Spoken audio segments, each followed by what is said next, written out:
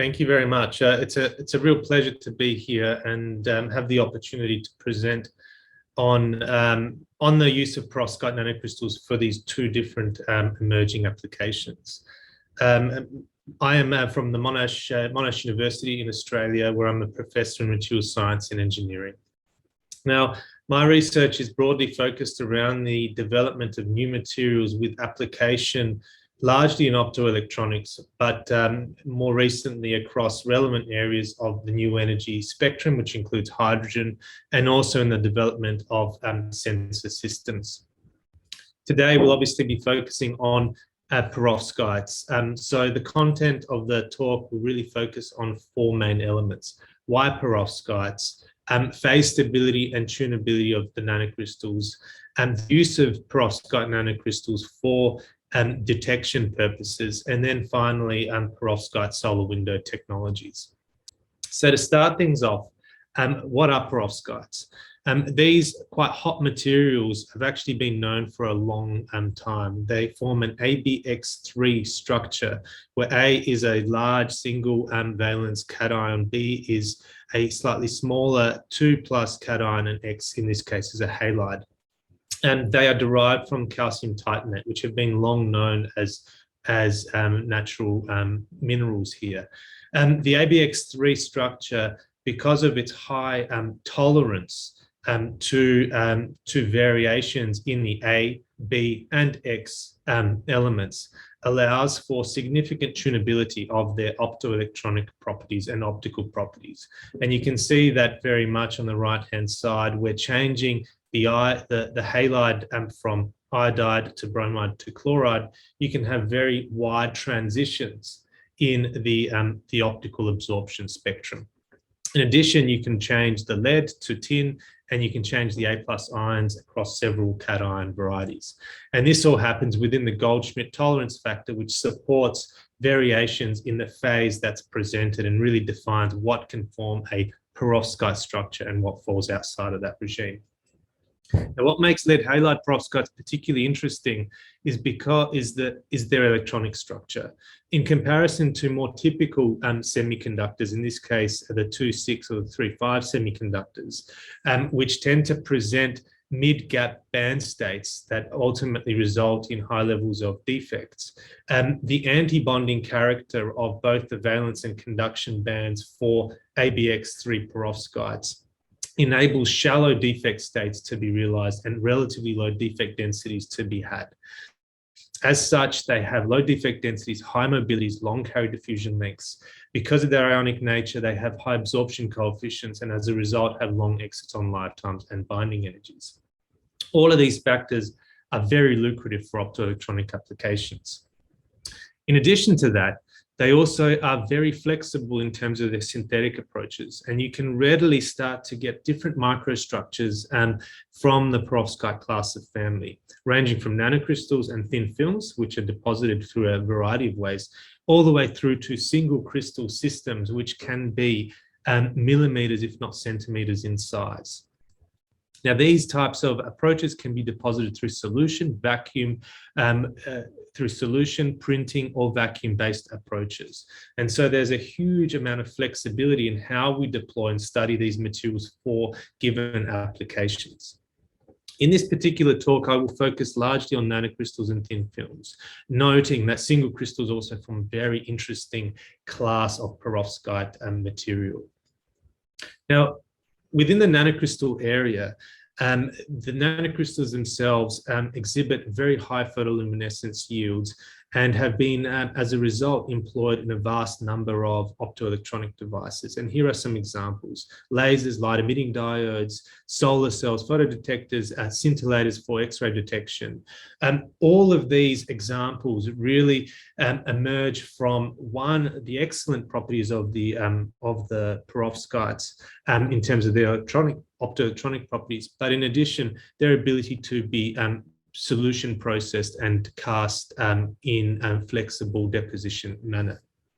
Ultimately, the birth of these perovskite nanocrystals in 2015-14 period has effectively changed the dynamic of the nanocrystal field, with a huge proportion of nanocrystals research now being funneling into perovskite material systems. Of these, the inorganic cesium-lead systems fall within one of the most interesting regimes. These particular crystals are highly tunable based on their iodide, bromide, and chloride ratios. They exhibit very high photoluminescence yield that can be up to quantum yields of 1. They've got narrow full width half maximum, and there's no need for core shell structures. And in solution, they tend to be stable for months on end. Now, that last statement is absolutely true, but it's not true for the entire gamut of nanocrystals. In fact, because of the Goldschmidt tolerance factor and their structural limitations, the iodide-based derivatives of these crystals tend to be metastable when they're developed in solution. And in fact, the nanocrystals themselves can readily transform from cubic back through to an orthorhombic perovskite phase. So this arises because the Goldschmidt tolerance factor falls outside of the accepted regime. Now, in the bulk, that's fine. The cubic perovskite phase exists as a stable phase at temperatures above 300 degrees centigrade, which is obviously not a functional temperature for us going forward. So when thinking about nanocrystals, we know that these materials can be made, but ultimately after a week or several days, they transform to this non-functional phase, this non-functional orthorhombic phase. Now, to understand what goes on here, we did a fair bit of activity to look at the different roles of ligands in reaction chemistry. And in fact, what we find during this transformation period is that the nanocrystals themselves transform from isolated nanocrystals that are 10 nanometers or so through to these planar ribbon structures, where you see intermediate phase and large orthorhombic domains emerging in the micrographs of the samples. This is consistent with an aggregation process that is then ultimately driving some form of phase segregation and phase transformation. Previous works have actually shown that for high surface area or small nanoparticle-based systems, the gamma phase, the orthorhombic cubic phase perovskite is actually the most stable. And so this is consistent with the bulk transition undergoing as we start to reach sizes of 100 nanometers or so to drive that, sigma phase, delta phase non-perovskite. Now, to circumvent this, we looked at different reaction chemistries and we tried to understand what factors actually enable stability and this metastability. What we found by looking at different reaction chemistries was that the bulkier the surface ligand contributions, or the bulkier the reaction ligand contributions, the more stable the nanoparticles were. And this was evidenced by the stability measurements on the fluorescence, but also on X-ray after several weeks. Now, to unpack this a little bit more, there's the surface chemistry was actually investigated on these nanocrystals. And so we chose a particular type of reaction here, which was using, I'm not going to go into details here, but I wanted to show you the two main reaction ligands inside the perovskite nanocrystal beakers.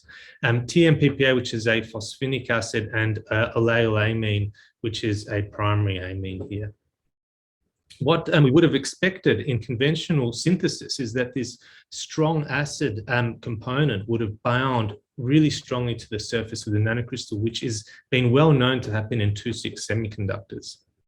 However, what we found in this work here was that this was not the case for perovskites. In fact, phosphorus NMR, which looks at the detection of these phosphorus species on the nanocrystals themselves, did not show any sign of phosphorus being present.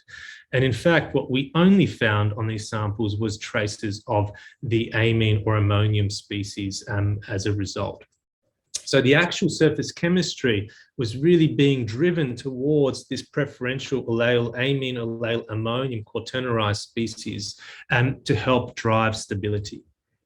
Now, this makes perfect sense given that this surface group here looks very much like an A+ cation on which the perovskite structure is based.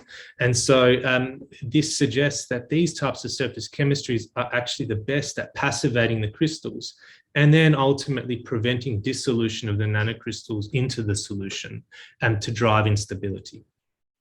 So noting these nuanced surface chemistry limitations, we started to explore the ability to tune the perovskite composition.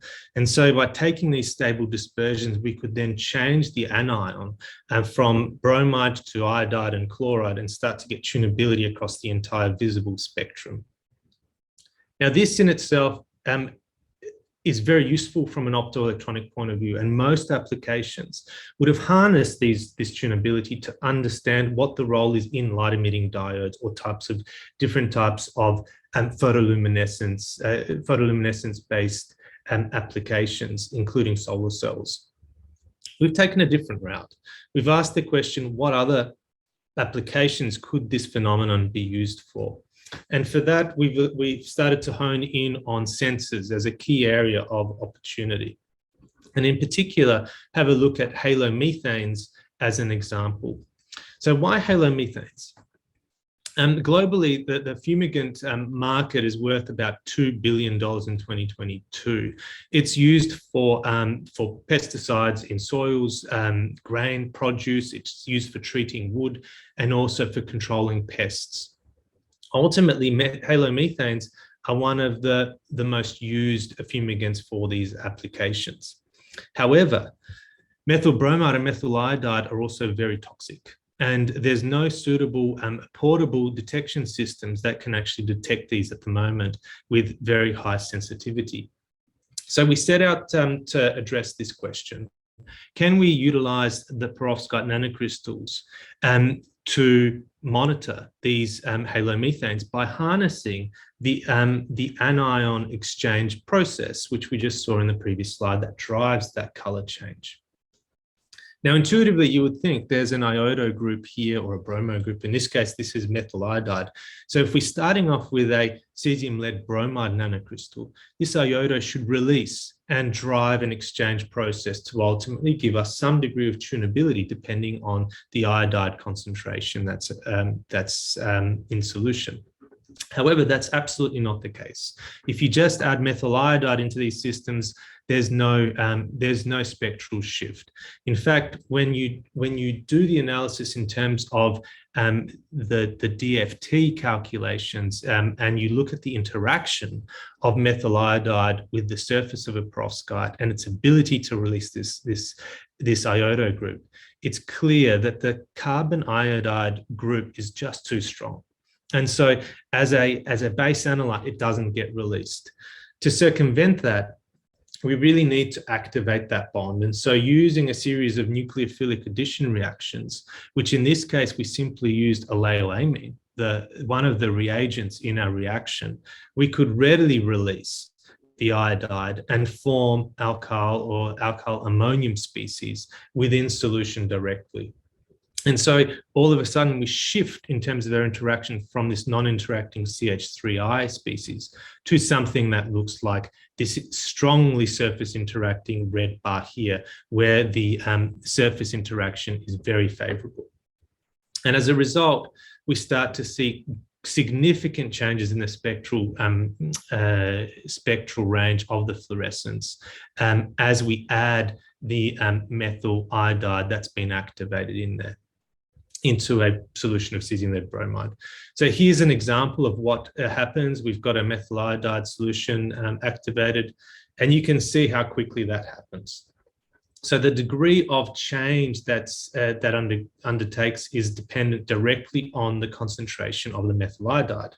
And so you can see that you can correlate the methyl iodide concentration through to the photoluminescence peak shift. So it's a transduction mechanism that is using fluorescence to detect the methyl iodide concentration. Now, this can be directly correlated to the color coordinates as a function of methyl iodide concentration. Accompanying this, this transduction process are structural and morphological changes of the perovskite nanocrystals. I'm not going to go into too much details about that, but needless to say, we see a transformation in the nanocrystals that results in a distribution of nanoparticles, isolated nanoparticles, as well as 2D perovskite nanocrystals and platelets. Now, critically, the methyl iodide reaction is highly selective. And if we look at the fluorescence shift as a function of different analyte concentrations, you can see that the iodomethane sensitivity is very high compared to some of the other alkyl iodo species. And this really arises from the variation in the nucleophilic addition reaction across these different iodo species, with the iodomethane being almost 2 orders of magnitude higher than these longer chain alkyl derivatives. So that gives us selectivity and sensitivity in the reaction mechanism. To further enhance the functionality of this sensing system, we've also verified it for methyl bromide using cesium lead iodide as the base nanocrystals. And in the opposite way, in this case, instead of seeing green to red color emission, we're seeing red to green color emission. So it's a very versatile system for detecting these halo methane species. Now, going further, halide-containing species are everywhere. They're in many pesticides, they're also in many chemical warfare agents. And so there's an opportunity for us to extend this type of sensing system to these other types of material challenges. The final topic that I'd like to just jump through are perovskite solar windows. Perovskites are a very interesting material in terms of solar cell space. In fact, they've been known around metal halide perovskites for over 100 years, but it really hasn't been until about 10 years ago where they started to be applied in solar cells where they took off. And so this is the solar cell efficiency chart versus time. And I'm not going to go into any detail here, apart from pick out these characteristic red circles with yellow filled in the middle. That is the evolution of perovskites, which have seen, this is certified efficiencies over the last 10 years go up to 25.5%. Now, these levels are almost the same now as the single crystal silicon cells, which are sitting in this area here. So this tremendous increase has been really brought out by, one, the defect tolerance of these materials and the tremendous efforts in developing opaque solar cells. Now, for the community here who doesn't know too much about solar cells, these solar cells operate by a multi-layered configuration, and effectively we have a perovskite absorber. Light is absorbed. That absorption creates electrons and holes which are selectively transported and extracted from that absorption layer, and then ultimately collected by electrodes. To achieve this function, one side has to be transparent to light at least, which allows that light to come through. So this is how it looks in practice. The perovskites are typically single grain systems across the vertical of the device, although they can be polycrystalline in nature. And then there are selective layers like the electron transport layer and hole transport layer and the two electrodes, which govern the operation of these devices. Now, our focus in this area is looking at the electrodes and interfaces, the microstructural engineering, and looking at the deposition methods for making perovskites. And in particular, we focus on the printing approaches. Now, today, we'll actually focus on the device engineering aspects around how to take these devices and make them into solar window configurations. So why solar windows? There's a lot of activity that's being conducted in making opaque solar cells, and that's very important. But there is a big opportunity to redefine buildings. The building footprint will continue to increase globally over the next 30 years at least, and there's a greater demand for buildings to increase the amount of renewable energy that they produce whilst reducing the amount of energy they use. And so there's a tremendous opportunity for the development of building integrated photovoltaics. This is seen by market forecasts, where we see the building integrated community, starting to increase exponentially, with roof building integrated, wall and glass forming the main components, glass being the most promising going forward across these. Now, this is predicted to be largely driven by silicon, although these emerging technologies, thin film and others, are going to play a dominant role. And so perovskites are going to start to play an interesting role in these alternative device architectures. Now, there are existing solar window technologies, of which amorphous silicon is the commercially available one, although I would argue probably not high enough in efficiency for it to be widely adopted. But each of these suffer from either high cost, low efficiency, or poor transmission of light. Now, this is where perovskites play a really important role. If we take the existing opaque solar cells, which people have been advancing, and the records are now 25.5%, the fundamental difference between that type of device and one which can operate as a window is the thickness of the perovskite layer and the type of electrode that's used on the very top. Now, applying innovations across the perovskite and the electrode, and you can start to thin out that perovskite layer, you start to see the benefits of the perovskite layer as a window technology. And this is a plot of efficiency versus the visible transmittance value, the average visible transmittance value. And you see that perovskites have a very interesting and important role to play at modest visible transmittance values, probably of the order of about 50% or below. Now, notably, buildings are at 30% and above. So there's this intermediate range within which they play an important commercial prospect.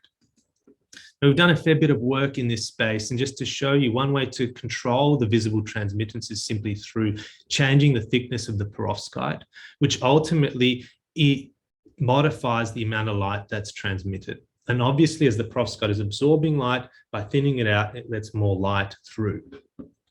An advantage of the perovskite is that it retains its crystallinity as we start to thin out these layers. However, there's always a compromise. And by thinning out the layer, we absorb less light, and so our performance starts to reduce. And so as a result, our performance characteristics, this is efficiency versus the average visible transmittance, always starts to decline here. And so in this work, we not only did the optimization and developments around the thickness of the perovskite, but also really demonstrated the use of these novel dielectric metal dielectric layers for the first time. Now, critically, these devices actually experience quite large voltage losses, so there's still a lot of opportunity to innovate. And there were some original performance gains that could have been had through additional compositional engineering. So for that reason, we spent a lot of time in trying to optimize the performance and the engineering aspects of these devices by looking at the electron transport and hole transport layers. And in particular, moving away from the standard spirometad layer, which is a type of hole transporting material, through to these more thermally stable cross-linkable VNPB molecular systems. In addition, we've also looked at the composition of the perovskite layer and started to optimize based on the various reported compositions in the perovskite space, really leveraging from the opaque community in this area. So what these results and these advances have further shown is that cesium formydium systems form one of the most appealing solar cell performance characteristics across all compositions of perovskite, with tunability of the band gap across a modest range without voltage reductions. These cesium formydium systems are also particularly interesting because they don't harness methylammonium, and it's the methylammonium in the perovskites that tends to drive instability. And we can clearly see this. This is maximum power point tracking under an operational device, which shows efficiencies of over 80% for 1,000 hours. And this can be further improved through device engineering. Now, furthermore, what we've actually been able to do through these optimized pathways, device engineering pathways, is to dramatically improve the efficiency of the device as a function of average visible transmittance values. And by harnessing these new compositions and this tunability and bandgap, we've been able to really elevate the performance at low average visible transmittance values. And so in this case, we're starting to get performance characteristics that are approaching 15%, which is close to the limits that we can get by these dotted lines here at an average visible transmittance of 30%. Now, that particular point is important because this is the regime that high-rise glazing systems operate. And so this tells us that we might be able to achieve building windows that can generate 15% of their 15% conversion of light that's incident on their surface into electricity. And that changes the nature of a solar window technology, whereby today that number is of the order of 3% or so. Now, obviously, there's some color changes that occur, and you can see that clearly in the image, which is a challenge of how do we control color in these systems, but that's certainly for future work. So to conclude, metal halides are an outstanding material class for optoelectronic properties, but their properties also lend themselves to different applications. And the detection of halomethane and other types of halides and other species that we are also working on is just a start in terms of this broader application of perovskite materials and their application. Now, the use of semi-transparent photovoltaics, the use of perovskites in semi-transparent photovoltaics is a very promising area, in part because they have an intrinsically high opaque solar cell efficiency, and two, their diverse and compositional engineering lends themselves to a broad and bandgap tunability. So both of these factors have made them one of the most interesting and high efficiency semi-transparent technologies in the world. So in the future, what we need to really focus as a community is to better understand the perovskites and the perovskite nanocrystals in terms of their structural and chemical properties, and in particular tuning all of these in a very precise way. We need to expand on the remit of perovskites, both in terms of application, but in the area of sensing, the level or the areas of sensing that they are applied to. And there's a number of different chemical warfare agents, for instance, and narcotics and other things that they can be certainly assessed for. And finally, in terms of photovoltaics, it's to look at photovoltaic stability, which at the moment is hovering at about 1,000, 2,000 hours. But really, we need it to be at around 30,000 hours or more, which presents major material challenges. So in concluding, I'd just like to thank the funding audience, the funding agencies here, particularly ARENA and the Australian Centre for Exciton Science and the Australian Research Council, and really like to highlight Jaichul Yu and Wenping Yin, who carried out a significant portion of the work presented here today. And I'd also like to acknowledge Han-Chen Lee, who also contributed. With that, I'd just like to thank you all for your attention, and I'd welcome any questions.